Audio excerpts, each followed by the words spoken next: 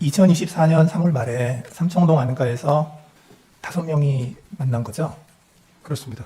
이제 대통령, 그다음에 국정원장인 증인, 국방부 장관인 신원식, 그리고 당시 경호처장인 김용현, 방첩사령관 여인영 그렇게 만났죠. 그렇습니다. 근데 거기에 방첩사령관 여인영이 왜 들어갑니까? 누가 불렀어요? 그건 뭐 조직을 대통령께서 하셨으니까 잘은 모르겠습니다. 그 증인은 대통령 연락을 받고 참석을 한 건가요? 뭐 대통령실에 연락을 받았을 것으로 생각이 됩니다. 예. 그 신원식 당시 국방부 장관은 당시 대통령이 비상한 조치가 필요하다. 군이 나서야 하지 않겠느냐는 취지로 말했다고 얘기를 하셨어요. 그리고 이제 그거에 대해서 그런 얘기 들은 적 있습니까? 그 대통령께서 나라 걱정을 하시고 예. 이렇게 해서 어떻게 나라를 끌고 갈 수 있겠냐라고 많이 걱정하셨던 건 기억이 나는데 저는 그 단어인 그 비상이라는 말을 들은 기억이 없습니다. 비상이라는 말을 듣기 네, 비상이나 조치나 이런 말을 들은 기억이 없습니다. 예. 그 당시에 신원식 장관은 반대를 했죠. 저는 그래서 나라 걱정을 하시는 대통령께 그동안 윤석열 정부가 쌓아왔던 신원식 장관이 당시 국방부 장관이 어떻게 얘기했느냐 하는 거예요. 제 기억에는 무슨 반대라는 표현을 썼던 거는 기억 못합니다. 증인은 어떻게 얘기를 했나요? 네, 저는 그래서 윤석열 정부가 그동안 해왔던 특히 외교안보 분야에 있어서 여러 가지 성과들 계속 남아있을 성과들을 설명을 드리고 그래서 이것들이 다 국민들의 평가를 받을 것이기 때문에 대통령께서 이렇게 부정적으로 생각하실 게 아니라 긍정적으로 생각하시는 것이 맞다라는 취지로 제가 말씀을 드렸습니다. 그 취지는 좀 반대한다는 취지로 말씀하신 것 같네요. 제가 완곡하게. 반대할 목적어가 네. 없었고요. 저는 다시 말씀드리지만 기억이 나면 기억이 난다고 말씀드리겠습니다. 근데 뭐 이미 신원식 안보실장도 얘기한 게 있으니까. 근데 저는 정말 그때 비상이라는 말씀을 들었던 기억이 안 납니다. 예. 기억나는 대로 말씀드리겠습니다. 그날 만찬이 끝나고 그 신원식 국방부 장관은 경호처장 김용현과 여인영을 데리고 국방부 장관 공관으로 갑니다. 그래서 어떤 비상 조치나 군에서 나서는 것에 대해서 반대하니까 대통령께서 혹시라도 그런 생각을 갖지 않도록 나는 국방부 장관으로서 절대 반대한다. 반드시 내 뜻을 전해달라. 이렇게 얘기를 김용현 경호처장한테 얘기를 했다는 거거든요. 그 증인은 이제 그날 모임 이후에 이러한 대통령이 언급한 그런 내용에 대해서 좀 부적절하거나 반대한다. 뭐 이런 취지의 의사를 전달을 한 적이 있었습니까?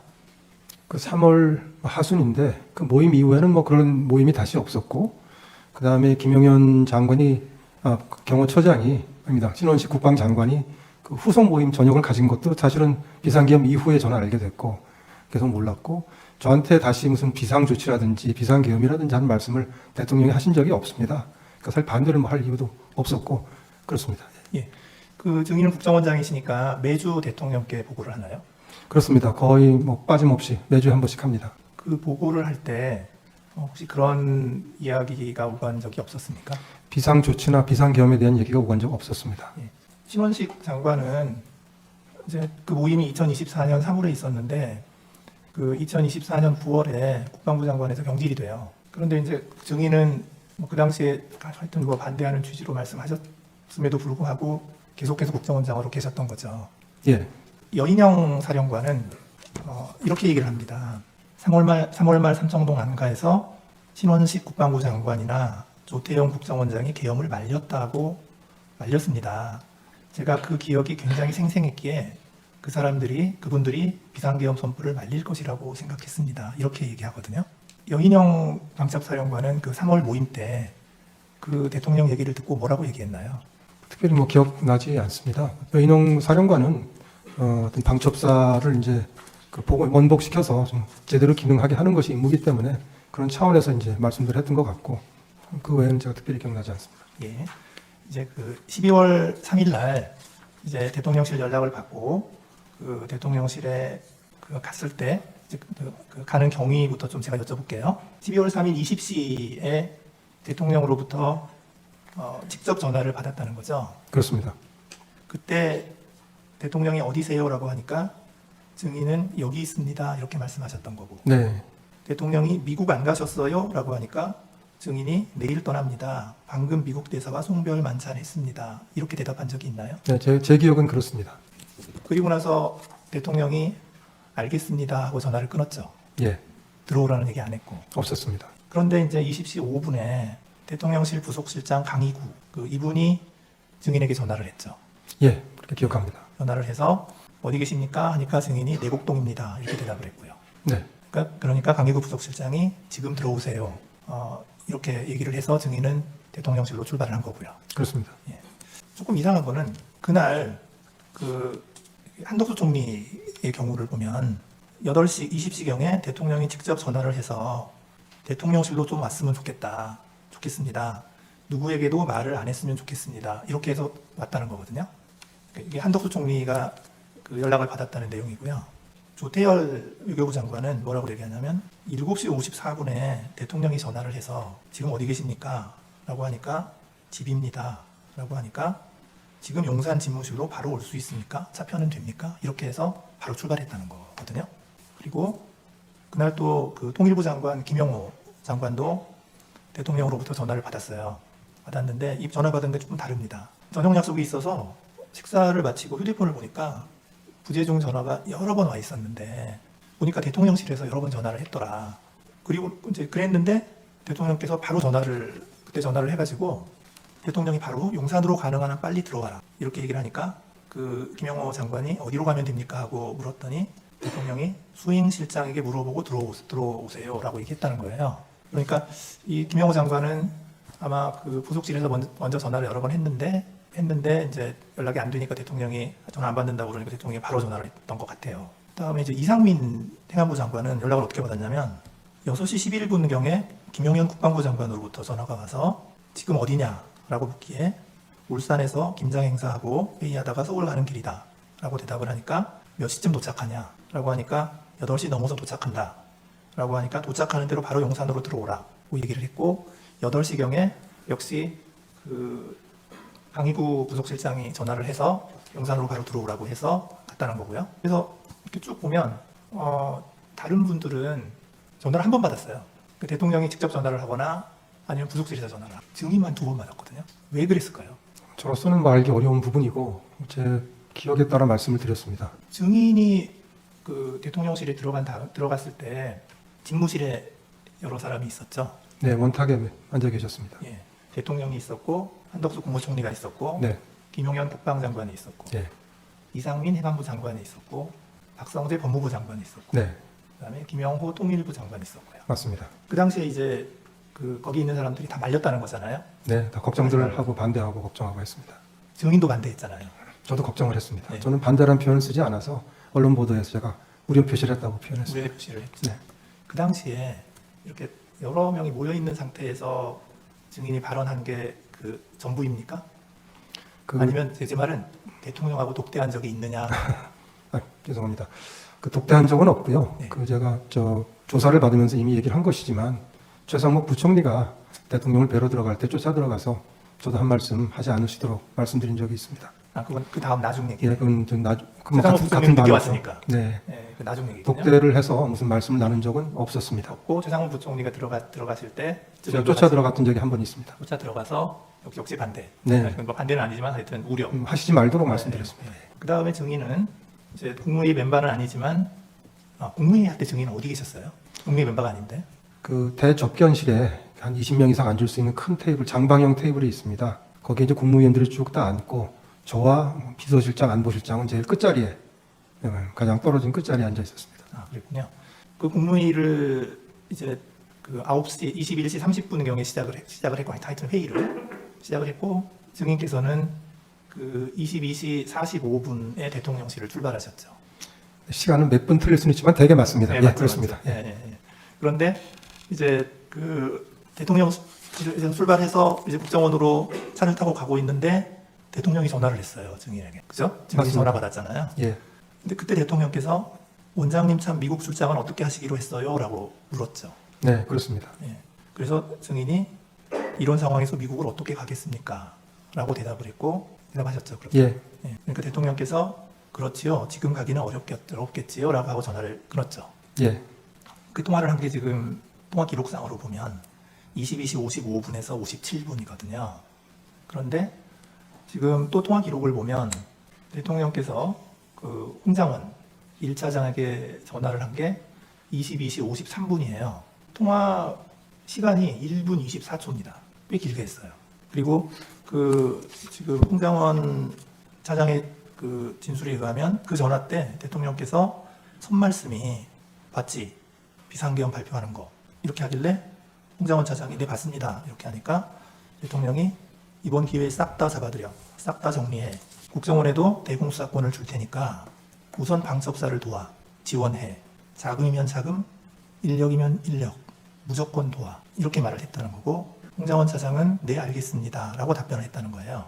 그러니까 대통령이 그래 잘해 라고 격려하고 통화를 마쳤다. 그러니까 이게 1분 24초를 통화를 했으니까 22시 53분에 전화를 해서 1분 24초 통화를 하고 그 다음에 22시 55분에 증인에게 전화를 바로 한 거예요. 그러니까 이 갭이 30초밖에 없어요. 말씀 좀 올려도 되겠습니까? 네네. 정확한 분은 제가 기억을 못하고요. 네. 22시 55에서 57이라고 지금 돼 있는 걸 저도 봤는데 네네. 통화한 그 시간은 사실은 30초가 좀 안 되는 걸로 제가 기억합니다. 짧았습니다, 사실은. 아, 증인하고. 예, 그렇습니다. 네. 그러니까 제 말은 뭐냐면 대통령이 지금 홍장원 차장한테 이제 굉장히 많은 지시를 막 했는데 그리고 나서 바로 국정원장한테 전화를 해가지고는 참 한가한 얘기를 한 거예요. 미국 출장 어떻게 하실래요? 좀 잘 이해가 간 거거든요. 그래서 대통령께서 53분에 홍 차장한테 그런 얘기를 하셨는지에 대해서 저는 확신이 없습니다. 홍 차장 말을 신뢰하기가 좀 어렵습니다. 아, 예, 예. 23시 30분에 이제 국정원 정무직 회의가 열렸죠. 그렇습니다. 예. 그때 홍장원 차장이 이런 얘기를 했죠. 원장님, 비상계엄에 대해 사전에 알고 계셨습니까? 라고 얘기를 했고. 제 기억은 원장님 이거 언제 하셨어요였습니다. 아, 이거 언제 하셨어요? 네. 예. 그러니까 증인이 뭐라고 대답했어요? 뭐 그런 걸 물어보냐고 했습니다. 그랬죠. 네. 예. 그때 증인의 기분은 어땠습니까? 좀 엉뚱한 질문이고 사실 뭐 맞지 않는 질문이라고 생각했습니다. 그래서 이제 쭉 회의를 하고 이제 하여튼 좀 여러 가지 이제 업무에 관한 얘기를 하고 회의를 마쳤죠. 예. 회의가 끝났는데 홍장원 차장이 쫓아왔죠. 뒤로 네, 따라왔죠. 몇 분 있다가 다시 왔습니다. 예. 그때 홍장원 차장은 이렇게 얘기를 해요. 대통령께로부터 전화를 받았습니다. 대통령께서 원장님이 미국 출장을 가셨는지 아셨나 봅니다. 이렇게 얘기를 하고 얘기를 했는데 증인은 그 당시에 뭐라고 대답을 했나요? 저는 딱 부르게 뭐 얘기했던 기억이 없습니다. 무슨 얘기를 하는지 다 들어보려고 가만히 있었습니다. 그러니까 아무 말 없이 가만히 계셨다는 그렇습니다. 거더라고요. 네. 그리고 홍장원 차장이 다시 얘기를 합니다. 대통령께서 방첩사를 지원하라고 합니다. 라고 그런 얘기 했죠. 그렇습니다. 증인이 대답을 했나요?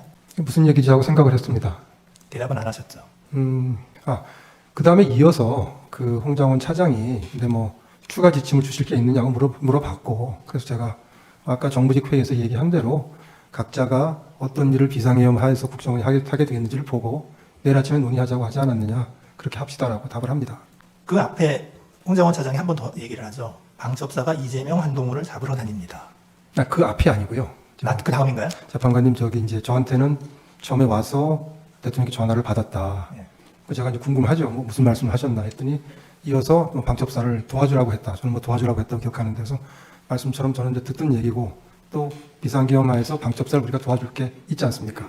그랬더니 그럼 뭐 놀랄 일은 아닌데 다만 대통령께서 1차장한테 전화하신다는 얘기를 처음 들었기 때문에 저 속으로는 굉장히 궁금한데 제 성격이 그렇습니다. 대놓고 어떻게 하다 대통령 전화를 받았느냐라고 물어보는 성격은 아닙니다. 그래서 그냥 들었고 나중에 한번 알아봐야 되겠다고 생각했고요. 그 다음에 그거 이제 조금 있다가 이어서 뭐 안색 얘기를 해서 제가 기억을 하는데 안색을 쭉 살폈는데 생각이 복잡하시다고 했나 뭐라고 표현을 하면서 근데 혹시 더 지침을 더 주실 게 있느냐고 라고 얘기해서 제가 아니 뭐 더 줄 거 없고 정무직 회의 때 얘기했던 거하고 같다라고 좀 설명을 했겠죠. 설명을 했더니 정말 그때는 좀 뜸을 좀 들인 다음에 근데 이재명, 한동훈 오늘 밤에 좀 잡으러 다닐지 모르겠습니다. 뭐 이런 취지로 얘기를 해서 지금 또 갑자기 무슨 소리냐라고 저는 생각했습니다. 갑자기 튀어버렸습니다. 비약이 돼가지고. 그래서 뭐 우리하고 상관도 없는 일이고 그 다음에 두 번째는 그럴 것 같지 않고 그래서 제가 보면서 그리고 이제 지금같이 엄중한 시기인데 원장하고 차장이 이런 일이 생길지도 모른다라는 얘기를 하는 게 좀 어울리지 않는다, 맞지 않는다고 생각해서 제가 이렇게 얘기를 했습니다. 아까 얘기한 것처럼 내일 아침 회의 때 다 우리 국정원이 하게 되어 있는 일을 의논을 하는 걸로 하자. 뭐 더 할 얘기가 있으면은 그때 가서 하라고 하고 얘기를 했더니 좀 저 얼굴을 보고 있다가 일어나서 나갔습니다. 그겁니다. 그리고 저한테 방첩사가 잡으러 다닌다고 하지 않았습니다. 그냥 잡으러 다닐 것 같습니다. 그런 일이 생길지 모르겠습니다. 이렇게 얘기했고, 그 다음에 뭐 위치 추적이라든지 방첩사령관과의 통화라든지 어떤 명단을 받았다든지 그 명단이 이거라고 보여준다든지 이런 얘기들이 없었습니다. 예, 알겠습니다. 이제 그날 22시 30분에 국정원 정무직 회의를 하기 전에 이제 무슨 일이 있었냐면은 이게 여인영 방첩사령관이 이렇게 얘기를 해요. 자기가 텔레그램 전화로 22시 30분에 1시간 전이죠. 22시 30분에 조지호 경찰청장에게 전화를 해서 체포 대상자 14명에 대해서 이야기를 하고 위치 추적을 부탁했다. 그 여인영이 그렇게 얘기를 하거든요. 예. 근데 이제 그 연락을 받은 조지호 경찰청장이 이제 뭐라고 얘기를 하냐면 여인영 사령관한테도 전화가 왔는데 메모를 좀 해달라고 얘기를 했다. 자기한테. 그래서 조지호 경찰청장이 준비되었다라고 하니까 사람 이름을 불렀는데 15명 이름을 불렀다. 가장 먼저 불렀던 것이 이재명, 그리고 우원식, 박찬대, 정청래, 김명수, 권순일이라고 했고 또 다른 이름을 불렀는데 김동연이라고 해서 경기도지사냐 이렇게 여인영한테 물어봤더니 김동현이다. 이재명 무죄 선고한 판사다. 이렇게 여인영이가 얘기를 했고 여인영이가 이 사람들을 체포할 건데 위치 파악을 좀 해달라고 해서 이렇게 부탁을 받았다. 이렇게 얘기를 하거든요. 그리고 나서 이제 조지호 청장이 또 뭐라고 얘기를 하냐면 그 다음에 그 텔레그램 전화가 한 번 더 왔다는 거예요. 그래서 두 번째 통화를 해서 굉장히 급하게 한동훈 추가입니다. 이렇게 얘기를 했다는 거예요. 그 시간이 언제냐면 22시 30분에서 40분 사이입니다. 그런데 이 전화를 받고 조지호 총장이 어떻게 했냐면 협조를 안 해줬어요. 바로 거절하지는 않고 협조를 안 해주고 그냥 아무런 조치도 안 하고 가만히 있었다는 거예요. 그게 조지호 청장의 이야기고요. 그 다음에 홍장원과 여인영이 이제 통화를 한 게 30분 후인 23시 06분입니다. 그때 2분 47초간 통화 기록이 있어요. 이제 그때 오늘 쭉 얘기한 14명 명단 불러주고 위치 추적 협조해달라고 얘기를 했다는 거거든요. 그리고 나서 23시 30분에 그 정무직 회의가 있었고 회의 끝나고 증인한테 가서 이재명 한동훈 잡으러 다닐 것 같습니다라고 얘기했다는 거거든요. 그래서 이거를 시간선대로 쭉 이렇게 놓고 보면은 홍장원 차장이 그렇게 한가하게 증인에게 얘기했을 것 같지가 않아서 그 증인이 들은 내용이 그냥 정말로 그냥 증인이 이렇게 듣고 나서도 그냥 내일 얘기합시다라고 할 정도로 그 정도로밖에 얘기를 안 했나요? 한 가지만 더 추가해서 말씀드리면 말하자면 큰 비밀을 이제 만약 얘기를 했다면 그런 비밀이 하나 생긴 거 아니겠습니까? 그럼 그렇게 큰 비밀이 생겼는데 제가 홍장원 차장을 교체하자고 대통령께 건의드린다는 것이 굉장히 어려웠을 겁니다. 근데 제가 정치적 중립을 이유로 해서 교체 건의를 드렸습니다. 그걸 보시더라도 만일에 홍장원 차장이 저한테 자세히 얘기를 하고 했다면 제가 보기에는 교체 건의하기 상당히 어려웠을 것이다. 그것만 봐도 그건 아니었을 것이다. 라고 제가 이렇게 말씀을 좀 드리겠습니다.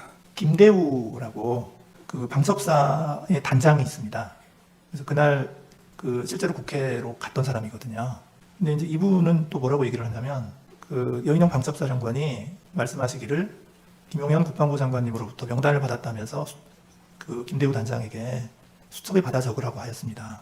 그런데 그게 뭐 이재명, 한동훈, 우원식, 김어준, 박찬대, 조국 등의 이름이 기억이 나는데 14명이었습니다. 이렇게 얘기를 했는데 그래서 이런 것들도 보면은 여인영 방첩사령관 입장에서는 홍장원 차장에게 그런 통화를 할 필요성은 있었던 것으로 생각이 되거든요. 하여튼 증인 생각으로는 홍장원 차장이 그렇게 심각하게 얘기한 게 아니다. 그날 밤에 있었던 일은 제가 진실대로 말씀을 드렸고 만일 홍장원 차장이 얘기한 대로 얘기를 했으면은 제가 지침을 내리고 같이 남아서 공간에 퇴청을 하는 것이 아니라 아마 사무실에 나와서 뭔가 일을 하거나 아니면 뭔가 결정을 했을 것입니다. 그래서 제가 말씀드린 그대로 저로서는 도저히 이해할 수 없고 알아듣기 어려운 방법으로만 얘기를 했고 그 이상 얘기를 하지 않았다는 말씀과 그거를 처음 제가 이런 일이 있다는 걸 그렇게 얘기한다는 걸 알게 됐던 건 12월 6일 오전이라는 말씀. 그리고 만일에 그런 그런 비밀스러운 얘기를 제가 들었다고 할 것 같으면 그러면 그건 제가 홍장원 차장 교체를 건의하기 이제 힘들었을 거라는 거. 그리고 만일 그게 사실이라면 어찌 보면 국정원장이 제가 교체가 될 일일지도 모르는 것이죠. 그래서 이게 앞뒤가 맞지 않는 말씀이고 그래서 저는 제가 기억나는 대로 좀 말씀을 드렸다라고 하는 제 말씀 다시 한번 드리겠습니다. 예, 알겠습니다. 예, 감사합니다.